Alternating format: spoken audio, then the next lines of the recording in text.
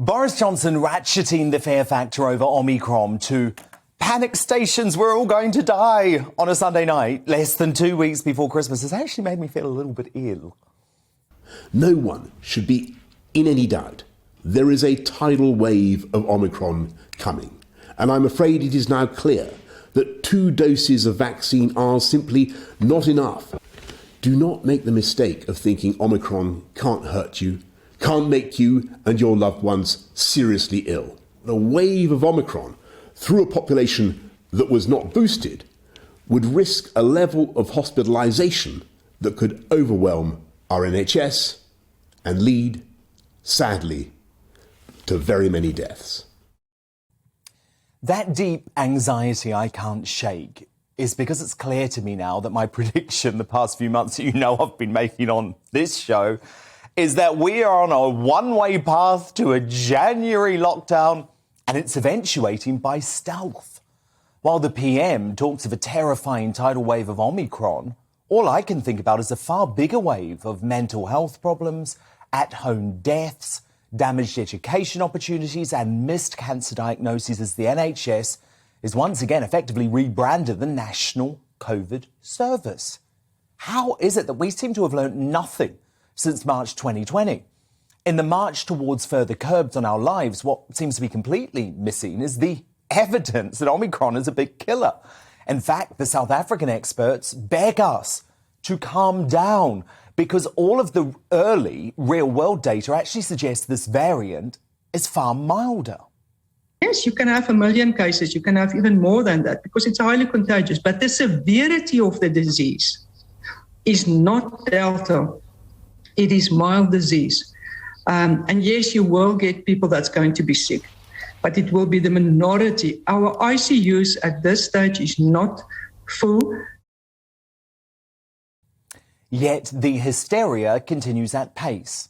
So I feel the time has come for Boris to pick a path. Sure, most of us will agree to get triple jabbed en masse if we know it will guarantee our freedoms forevermore.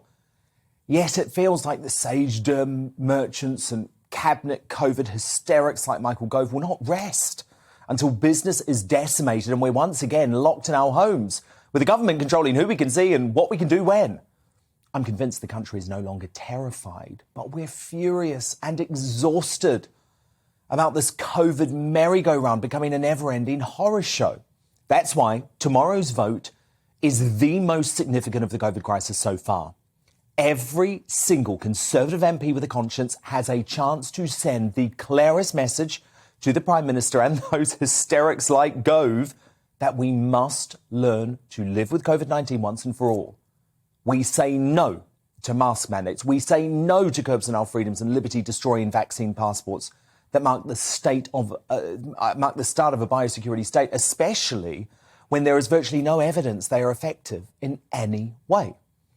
Labour and the toothless, pathetic leader of no opposition, Keir Starmer, will nod through the proposals without any scrutiny.